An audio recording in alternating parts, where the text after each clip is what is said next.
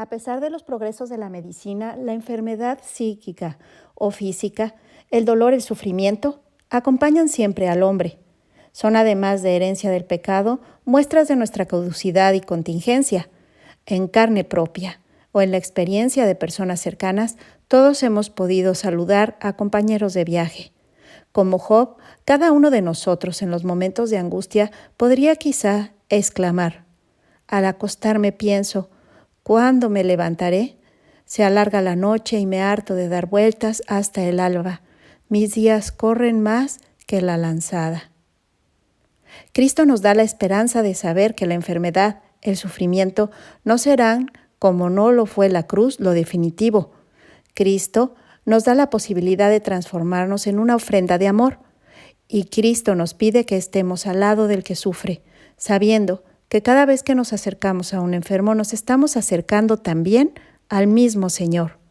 Venid benditos de mi Padre, porque estaba enfermo y me visitasteis. Recordamos con el Evangelio que Jesús curó a muchos enfermos de diversos males. Anota así el Evangelio de San Marcos. Jesucristo se manifiesta así como médico de las almas y de los cuerpos. Las curaciones son signos de esa llegada del reino de Dios que tanto anhelamos. Es ese acontecimiento que comporta la salvación integral para el hombre entero. La curación de las enfermedades anticipan esa sanación que será más radical y que tiene lugar en la Pascua de Cristo. El Señor tomó nuestras dolencias y cargó con nuestras enfermedades. Venció en la cruz el mal, el pecado. Esa es nuestra gran esperanza. Jesús ha triunfado sobre las consecuencias de ese pecado, sobre la enfermedad, el sufrimiento y la muerte. Todos estos aspectos son sombríos de la condición humana, pero han sido asumidos por Jesús y nos ha redimido Él mismo con su cruz y pasión. Salvific Doloris. Esta carta apostólica escrita por San Juan Pablo II en el año de 1984 nos enseña el sentido cristiano del sufrimiento humano. El Papa dio testimonio durante los años de su enfermedad de la verdad de cuando había escrito este texto. Realmente, la mejor encíclica de Juan Pablo II fue su propia vida. Fue el modo de asumir su enfermedad y su muerte. Con su ejemplo puso de manifiesto que es posible aceptar nuestro propio sufrimiento y unirlo así al sufrimiento de Cristo. De este modo, nuestro sufrimiento se funde en el amor redentor.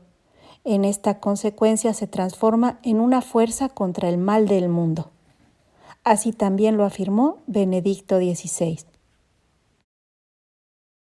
Por eso los cristianos en los momentos de prueba, de enfermedad, acudimos siempre a los sacramentos de curación, como por ejemplo el sacramento de la penitencia y el sacramento de la unción de los enfermos.